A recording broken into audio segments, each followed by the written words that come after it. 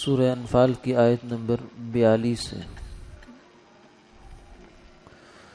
اعوذ باللہ من الشیطان الرجیم، بسم اللہ الرحمن الرحیم۔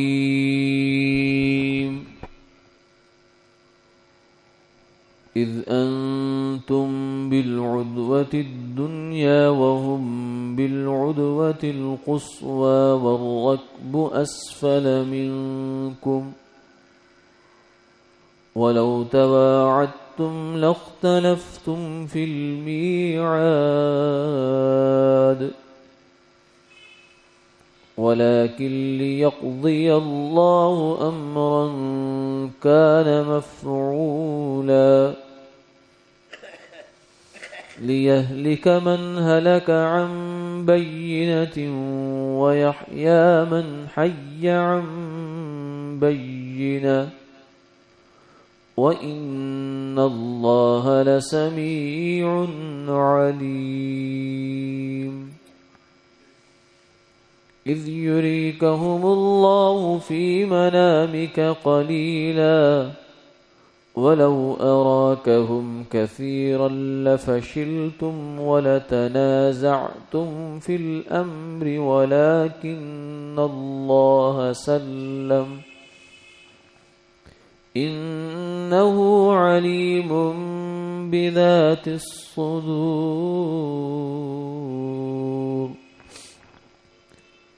وَإِذْ يُرِيكُمُوهُمْ إِذِ الْتَقَيْتُمْ فِي أَعْيُنِكُمْ قَلِيلًا وَيُقَلِّلُكُمْ فِي أَعْيُنِهِمْ لِيَقْضِيَ اللَّهُ أَمْرًا كَانَ مَفْعُولًا وَإِلَى اللَّهِ تُرْجَعُ الْأُمُورُ۔ صدق اللہ العظیم۔ جس وقت تم تھے ورلے کنارے پر اور وہ پرلے کنارے پر، اور قافلہ نیچے اتر گیا تھا تم سے، اور اگر تم آپس میں وعدہ کرتے تو نہ پہنچتے وعدہ پر ایک دوسرے کے ساتھ، لیکن اللہ کو کر ڈالنا تھا ایک کام جو مقرر ہو چکا تھا، تاکہ مرے جس کو مرنا ہے قیام حجت کے بعد، اور جیوے جس کو جینا ہے قیام حجت کے بعد، اور بے شک اللہ سننے والا جاننے والا ہے۔ جب اللہ تعالیٰ نے وہ کافر دکھلائے تجھ کو تیری خواب میں تھوڑے، اور اگر تجھ کو بہت دکھلا دیتا تو تم لوگ نامردی کرتے اور جھگڑا ڈالتے کام میں، لیکن اللہ نے بچا لیا، اس کو خوب معلوم ہے جو بات دلوں میں ہے۔ اور جب تم کو دکھلائی وہ فوج کے مقابلہ کے وقت تمہاری آنکھوں میں تھوڑی، اور تم کو تھوڑا دکھلایا ان کی آنکھوں میں، تاکہ ڈالے اللہ ایک کام جو مقرر ہو، تاکہ کر ڈالے اللہ ایک کام جو مقرر ہو چکا تھا، اور اللہ تک پہنچتا ہے ہر کام۔ اللہم صلی اللہ علیہ وسلم۔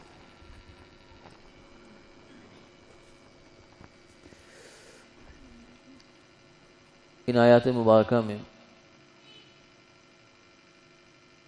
جنگ بدر سے متعلق کچھ امور کا تذکرہ ہے۔ پہلی آیت میں جنگ بدر کے میدان کا کچھ نقشہ کھینچا گیا ہے کہ مسلمان اس طرف تھے جو مدینہ منورہ کی طرف بنتی ہے، اور کافر دوسری طرف تھے۔ یہ ایک منظر سامنے لایا گیا، اور فرمایا کہ وہ جو قافلہ تھا جس کے لیے تم نکلے تھے، ابو سفیان رضی اللہ عنہ جو بعد بھی مسلمان ہوئے، ان کا تجارتی قافلہ وہ تو نیچے اتر گیا، لیکن اب تم لوگ دونوں سامنے آ گئے، ادھر سے مدینہ منورہ کا لشکر اور ادھر سے مکہ مکرمہ سے آیا ہوا 1000 کا لشکر۔ یعنی اب یہ ایسی صورتحال تھی کہ اس کے لیے گویا کہ دونوں تیار نہیں تھے۔ اصلاً مسلمان بھی اس خیال سے نہیں نکلے تھے کہ ہم لوگ جنگ کرنے جا رہے ہیں، لڑائی کرنے جا رہے ہیں، اس لیے بہت ہی مختصر سے وقت کے لیے تیاری کا وقت دیا گیا اور بس نکلنے کی بات کی گئی۔ حتیٰ کہ جس کا جانور چراگاہ میں، فرمایا وہ بھی نہ لینے جائے، بس جو موجود ہے وہ بس چل پڑے، کیونکہ قافلہ نکلا جا رہا ہے اور اس قافلے کو لینا ہے۔ تو اس لیے بہت جلدی آپ صلی اللہ علیہ وسلم تشریف لے گئے۔ مسلمان تو بالکل ذہن بنا کے نہیں آئے تھے لڑائی کا، اور کافروں کے بھی ذہن جو تھا وہ یہ نہیں تھا کہ ہم نے کوئی باقاعدہ جنگ کرنے جا رہے ہیں، وہ یہ تھا کہ ہمارا قافلہ جو کہ خطرے میں ہے اسے ہم بچانے جا رہے ہیں۔ باقاعدہ جنگ کرنے کی کوئی ذہن میں دونوں طرف میں نہیں تھی ابھی تک۔ لیکن فرمایا کہ تمہارے تو یہ ارادے چل رہے تھے، لیکن اللہ کی تدبیر کچھ اور چل رہی تھی۔ تم اپنے خیال سے کسی اور ارادے سے نکلے، کافر کسی اور ارادے سے نکلے، قافلہ کسی اور طریقے سے، کسی اور راستے سے نکل گیا، لیکن اللہ تعالیٰ کو منظور تھا وہ جو کچھ اس نے کر دکھایا۔ وَلَوْ تَوَاعَدْتُمْ لَاخْتَلَفْتُمْ فِي الْمِيعَادِ، جو صورتحال ہے اس کے لحاظ سے اگر تمہیں اختیار ہوتا کہ تم ایسا کرو کہ مدینہ منورہ اور مکہ والوں کی جنگ ہے آپس میں، کچھ دن طے کر لو، کچھ جگہ طے کر لو، تو کبھی بھی ایسا نہ ہو سکتا کہ جنگ بدر ہو جاتی، بہت مشکل تھا۔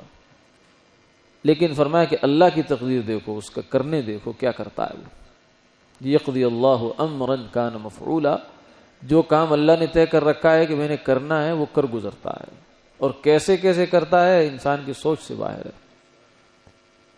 کہ کہاں سے قافلہ چلایا، پھر اس قافلے کو لینے کے لیے مدینہ منورہ میں حضور صلی اللہ علیہ وسلم کو اور صحابہ کو چلا دیا، اور بالکل نہتوں کو، اور پھر ادھر مدینہ منورہ اس میں مکہ مکرمہ میں خبر بھیج دی کہ تمہارا قافلہ خطرے میں ہے، پہنچو۔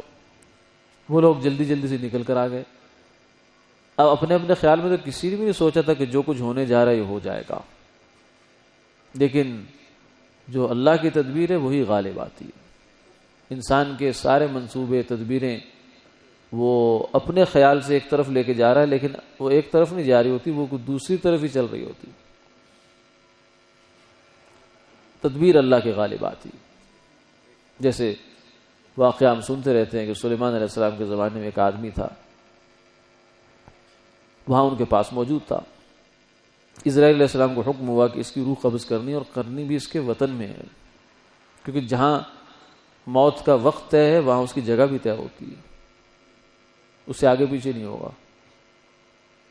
اب وہ اسرائیل علیہ السلام پریشان کہ جناب یہ بندہ تو وقت اس کا آیا جا رہا ہے، اور یہ تو کئی 100 میل دور ہے اپنی قوم سے، اپنے وطن سے، تو میں کیسے اس کی روح قبض کروں گا؟ اب انہوں نے اللہ کے حکم سے اس کو گھورنا شروع کیا، اس کو بہت توجہ سے دیکھنا شروع کیا۔ اب وہ ڈر گیا،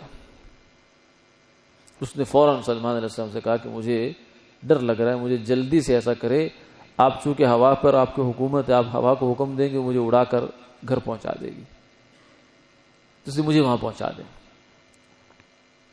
سلیمان علیہ السلام نے کہا بالکل ٹھیک ہے۔ انہوں نے ہوا کو حکم دیا، وہ اڑا کر اس کو لے گئی وہاں۔ اب اسرائیل علیہ السلام نے سلیمان علیہ السلام سے کہا کہ آپ کی بہت مہربانی، بہت شکریہ، آپ نے میری مشکل آسان کر دی، کیونکہ مجھے حکم تھا اس بندے کو فلاں وقت فلاں جگہ اس کی جان لینی ہے، اور میں پریشان تھا کہ یہ کیسے ہوگا، وقت آیا جا رہا ہے اور جگہ بہت دور ہے، تو آپ نے تو میرا کام بہت آسان کر دیا۔ اب دیکھیے وہ آدمی جو ہے وہ جان بچا کر نکلا ہے، اس نے سمجھا کہ مجھے یہاں خطرہ ہے، کیونکہ میں غریب الدیار ہوں، اجنبی ہوں، مسافر ہوں، یا تو میرا کام خراب ہے، میں گھر چلا جاؤں گا، کچھ قبیلہ کو قوم کو حمایتی کوئی دشمن سے بچانے والے ہوں گے، لیکن اسے نہیں پتا کہ وہ اس ہوا اور یہ سارا نظم اور بندوبست جو کچھ ہوا ہے وہ اس کو موت میں منہ میں پہنچانے کے لیے ہوا ہے، کہ اس کو موت کے منہ میں پہنچا دیا جائے، کیونکہ موت کا منہ وہاں کھلا ہے اس کے گھر پہ، یہاں نہیں ہے۔ اپنے خیال سے اس نے ساری تدبیر کی ہے بچنے کی، لیکن اللہ کا نظام بچنے کے لیے حرکت میں نہیں آیا، اللہ کا نظام اس کو قبض کرنے کے لیے حرکت میں آ رہا تھا۔ تو تدبیر تو اللہ کے غالب آتی ہے، وَمَكَرُوا وَمَكَرَ اللَّهُ وَاللَّهُ خَيْرُ الْمَاكِرِينَ۔ انہوں نے بھی تدبیریں کی، اللہ کی بھی تدبیر ہے، لیکن تدبیر تو اللہ کی زبردست ہے، اس سے انسان نکل نہیں سکتا۔ تو فرمایا یہاں ہم نے اپنی تدبیر دکھا دی ہے، وَلَكِنْ لِيَقْضِيَ اللَّهُ أَمْرًا، تو اس لیے ہم بسا اوقات ایک انسان کو موت کے منہ سے نکالنے کے لیے لے جاتے ہیں، مثلا روڈ پر کوئی حادثہ ہو جاتا ہے، ایکسیڈنٹ ہو جاتا ہے، تو وہاں ہم اس آدمی کو زخمی پڑا ہے جلدی جلدی سے اٹھایا، ایمبولینس میں ڈالا، اسٹریچر پہ ڈالا اور لے گئے سیدھے کمرے میں. وہاں جا کر اس کی روح پرواز کر گئی. تو اس کا تو وقت بھی طے تھا، جگہ بھی طے تھی. ہم نے اس کو سہولت کر دی اس کے مرنے میں. اپنے خیال سے ہمیں نہیں پتا، کیونکہ ہم کیا کر سکتے ہیں، ہمارا علم ناقص ہے کہ اگلے لمحے کس کے ساتھ کیا ہونے جا رہا ہے، ہمارے علم میں یہ بات آ ہی نہیں سکتی. ما ادری ما یفعل بی ولا بکم، میرے ساتھ کیا ہونے جاتا ہے اور تمہارے ساتھ کیا، یہ مجھے معلوم نہیں ہے. وما تدری نفس ماذا تکسب غدا، کل کسی کے ساتھ کیا ہونا ہے، اگلے لمحے کیا ہونا ہے، کوئی نہیں جانتا. تو ہم نے اپنے خیال میں اس کو موت سے بچایا ہے کہ یہاں روڈ پر خون نکل جائے گا، بیچارہ مر جائے گا، لیکن اصل میں ہم نے اس کو موت کی جگہ تک پہنچایا ہے.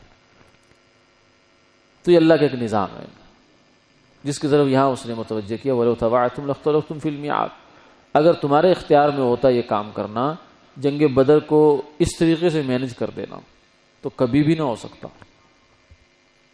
وَلَٰكِن لِيَقْضِيَ اللَّهُ أَمْرًا كَانَ مَفْعُولًا، ہاں اللہ تعالیٰ نے جب ایک فیصلہ کر لیا تو اس کے لیے وہ پوری کائنات الٹ پلٹ ہو جاتی ہے اور اللہ کا وہ کام ہو کے رہتا ہے، اس کا فیصلہ پورا ہو کے رہتا ہے، اس میں پھر کمی نہیں آتی. وہ ساری کائنات کو، اسباب کو اس کے موافق چلنا پڑتا ہے. کسی کی ہمت نہیں ہے کہ اس کے خلاف چل سکے، کیونکہ فیصلہ اللہ کا ہو چکا ہے. آگے فرمایا کہ یہ مزید اس میں حکمت کی بات، یہ تو تمہیں ایک تو پیغام مل گیا کہ جب اللہ کسی کام کا ارادہ کر لے پھر اس کو روک نہیں سکتا کوئی. اور پھر دوسرا یہ ہے کہ یہ اس خاص بے سر و سامانی کی حالت میں اور بالکل بڑی آزمائش کی حالت میں اس جنگ کو کروانا، یہ اس سے ہم نے ایک بڑا کام لینا تھا. اور وہ کام کیا تھا؟ اسلام کا معجزہ ثابت کرنا کہ اسلام دین برحق ہے، حضور صلی اللہ علیہ وسلم اللہ کے سچے پیغمبر اور نبی ہیں. یہ بات ہم نے بہت کھلے کھلے طور پر اس کو ثابت کرنا تھا، اور یہ ہو گئی.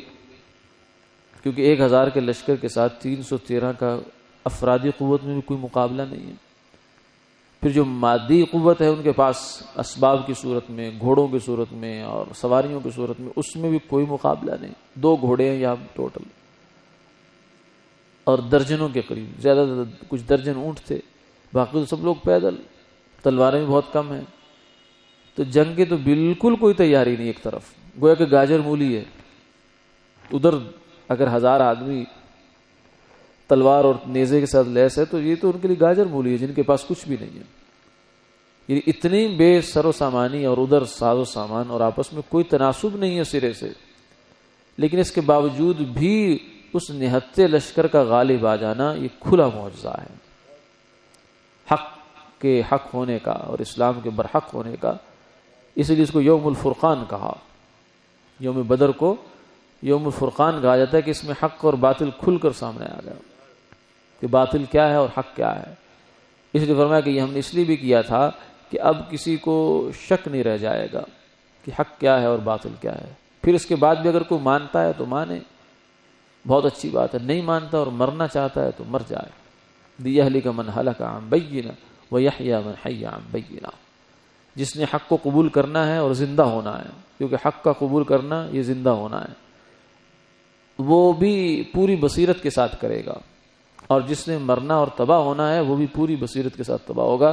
اب اس کے سامنے کوئی ابہام نہیں رہ گیا، کوئی شک نہیں رہ گیا. وہ یہ کہہ سکتا ہو کہ نہیں، مجھے خبر نہیں ہو سکی کہ اسلام برحق تھا. اتنا بڑا معجزہ اور اتنی بڑی دلیل ہم نے دکھا دی ہے اس کے سامنے کہ اب اس کے بعد کیا رہ گیا. آگے پھر اگلی آیات میں یہ فرمایا کہ اس جنگ بدر میں ایک کام ہم نے اور بھی کیا تھا. وہ یہ تھا کہ حضور صلی اللہ علیہ وسلم کو خواب میں جو ان کا لشکر ہے وہ بہت تھوڑا دکھایا گیا، اور فرمایا کہ یہ بھی ہماری ایک حکمت عملی تھی. وَلَوْ أَرَاكُمْ كَثِيرًا لَفَشِلْتُمْ وَلَتَنَازَعْتُمْ فِي الْأَمْرِ وَلَكِنَّ اللَّهَ سَلَّمَ. اگر اس لشکر کا جو پورا روب ہے وہ آ جاتا تمہارے سامنے، پوری اس کی تصویر سامنے آ جاتی، تو پھر کیا ہوتا؟ تمہارے حوصلے پست ہو جاتے. جب حوصلے پست ہوتے تو پھر آدمی آپس میں لڑنا شروع کر دیتا. جب ناکامی باہر سے آتی ہے نا، تو بجائے اس کے کہ ناکامی کا انسان مقابلہ کرے، انسان کی فطرت ہے وہ ایک دوسرے پہ الزام دینا شروع کر دیتا. 2 بھائی ہیں، 4 بھائی ہیں، کسی کاروباری مسئلہ ہے یا کوئی اور مسئلہ ہے، مسئلہ کو باہر سے پڑھا ہے، اب اس کا حل کوئی نظر نہیں آ رہا ان کو، تو آپس میں مایوس ہو کے لڑنا شروع کر دیتے ہیں. تو نے ایسا کیا تھا, تو نے اس پارٹی کو مال دیا تھا, تو نے ادھار دیا تھا, تو نے یوں کیا, تو نے یوں کیا. وہ کہتا نہیں میں نے نہیں کیا, تم نے کیا. نتیجہ یہ ہوتا ہے کہ آپس میں گتھم گتھا. تو یہ فرمایا کہ اگر اللہ تعالیٰ ان کو تمہیں زیادہ دکھا دیتا تو تمہارے حوصلے پست ہو جاتے. وَلَا تَنَازَعْتُمْ فِي الْأَمْرِ, اور پست حوصلے والوں پھر آپس میں لڑتے ہیں. بلند حوصلوں والے دشمن سے لڑتے ہیں اور پست حوصلوں والے آپس میں لڑتے ہیں. لیکن فرمایا اللہ کا یہ کرم تھا, وَلَكِنَّ اللَّهَ سَلَّمَ, کہ تمہیں اس نے محفوظ رکھا. ان اللہ علیم بذات الصدور, اللہ تعالیٰ کو معلوم ہے کہ سینوں میں کیا ہے. اور یہی بات آگے پھر فرمائی کہ اللہ تعالیٰ نے مجموعی طور پر بھی تمہیں ان کا تھوڑا ہونا دکھایا. تو اس سے ایک بات یہ معلوم ہوتی ہے کہ باطل کی جو قوت ہے اس کو کم دکھانا یہ سنت الہی ہے. یہ اللہ تعالیٰ کی سنت ہے کہ باطل کو کم دکھایا جائے, باطل کا رعب زیادہ نہ دلوں پر ڈالا جائے. الذین قال لهم الناس ان الناس قد جمعوا لكم فاخشوهم فزادهم ایمانا. یہ تو منافقین کا وتیرہ ہوتا تھا کہ وہ مسلمانوں کو آ کے ڈرایا کرتے تھے, اوہ یہ ہو گیا وہ ہو گیا, جناب یہودی ایسے کر رہے ہیں اور جناب فلاں ایسا کر رہا ہے اور مشرکین مکہ یوں کر رہے ہیں اور مدینہ کی اینٹ بچ جائے گی اور یہ ہو جائے گا وہ ہو جائے گا.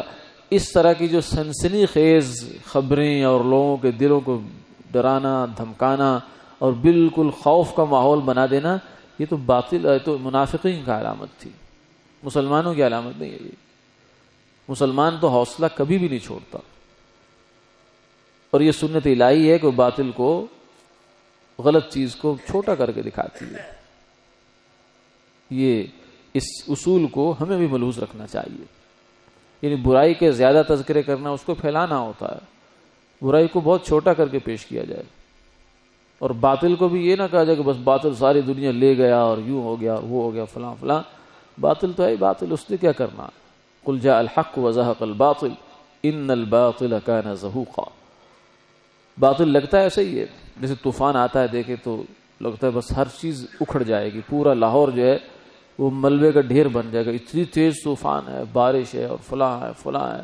لیکن صبح کو کیا ہوتا ہے, 2-4 درخت گرتے ہیں, کوئی 2-4 کھمبوں کے اوپر کوئی مسئلہ ہو جاتا ہے, باقی تو ساری زندگی ویسی کی ویسی رہتی ہے. تو اسی طریقے سے جو فتنے آتے ہیں اور جناب باطل قوتیں آتی ہیں اسلام کو ختم کرنے کے لیے, مسلمانوں کو ختم کرنے کے لیے, مسلمانوں کے اندر جو ہے وہ پھوٹ ڈالنے کے لیے اور غلط مقاصد لے کے آتے ہیں, تو یہ بس ایسے آتے ہیں طوفانوں کی طرح, آتے ہیں اور گزر جاتے ہیں. حق جو ہے وہ 1400 سال سے 1500 سال سے ویسے کا ویسے ہی ہے اور قیامت تک ویسے ہی رہے گا. اس لیے باطل سے ضرورت سے زیادہ روب لینے کی ضرورت نہیں ہے. یہ بھی نہیں کہ دشمن کو آدمی بہت انڈر اسٹیمیٹ بھی نہیں کرنا چاہیے, لیکن اس کو زیادہ ضرورت سے زیادہ بڑی تصویر اس کی دکھانا جس سے حوصلے پست ہو جائیں, یہ بھی نہیں کرنا چاہیے. جیسے ابھی حال ہی میں پوری دنیا کے ساتھ ہو گیا کہ ایک وبا تھی, ٹھیک ہے وبا ہے ایک بیماری ہے, اس کو ایک حد تک رکھا جائے, اس کی جو احتیاطی تدابیر رکھی جائے, لیکن پوری دنیا کو جناب بچے سے لے کر بڑے تک اور ہر مذہب اور قوم اور طبقہ اور قبیلہ اس کو اتنا خوف کہ مرنے سے پہلے مر جائے آدمی. یہ بالکل غیر مہذب رویہ ہے اور غیر معقول رویہ ہے. جو غم جو واقعتاً چیز آ جاتی ہے اس کے بارے میں کہا گیا کہ نہیں, اذا اتیتم المریض فنفسوا له فی اجل. ایک آدمی بیمار ہے, حدیث پاک میں عیادت کے آداب میں سے آپ نے دیکھا ہے کہ اس کے تو بس آخری دن چل رہے ہیں, تو بھی فرمایا کہ اس کو یہ نہیں کہنا کہ تیری زندگی ختم ہو گئی. 2 وجہ سے, ایک تو اس وجہ سے بیچارہ مایوس ہو جائے گا, اس نے اگر 10 دن بعد جانا ہے تو 2 دن بعد ہی چل بسے گا. انسان حوصلے کے سر پہ جیتا ہے, حوصلہ ہار گیا تو پھر کیا رہ گیا اس کے پاس. اور دوسرا اس وجہ سے بھی کہ تمہیں کس نے اختیار دیا ہے یہ فیصلہ کرنے کا کہ تم مر جاؤ گے, تمہارے ساتھ یہ ہو جائے گا وہ ہو جائے گا. یہ تو اللہ کا کام ہے, وہی جانتا ہے کہ کل کو کسی کے ساتھ کیا ہو جائے گا. تو ہمیں تو جو کنفرم مریض جس کا مرنا طے ہے اس کے بارے میں بھی حکم ہے کہ بابا اس کو بھی حوصلہ دو. چے جائے کہ جو ابھی بیمار ہوا ہی نہیں ہے اس کو اتنا ڈراؤ کہ بیمار ہو جائے. یہ جو اس زمانے میں ہمارے ہاں ایک میڈیا کی صورت میں ایک ہڑبونگ مچ گئی ہے نا, ہر چیز کو حدود سے زیادہ غلو ہو جاتا ہے، تجاوز ہو گیا، حدود سے زیادہ تجاوز ہو جاتا ہے، ہر چیز میں افراط و تفریط ہو رہا ہے، اسی کا ایک نتیجہ یہ بھی ہے۔ تو اس لیے کوشش کرنی چاہیے کہ حقیقت کو حقیقت دیکھنا چاہیے، دکھانا چاہیے، لیکن اس میں بھی پھر جو حوصلے والا پہلو وہ غالب رہنا چاہیے، بنسبت اس کے کہ انسان مایوس کرتا پھرے لوگوں کو، مسلمانوں کو، لوگوں کو، اور پریشان کرتا پھرے۔ اس سے بجائے یہ حوصلہ دو، کوئی بات نہیں، جو تکلیف تنگی آنی ہے اپنے وقت پر آنی ہے، اس کو ہم کچھ نہیں روک سکتے، لیکن پریشان کرنا، پریشان ہونا یہ تو کوئی حل نہیں ہے۔ اللہ تعالیٰ ہمیں سمجھ عطا فرمائے۔ وآخر دعوانا الحمدللہ رب العالمین۔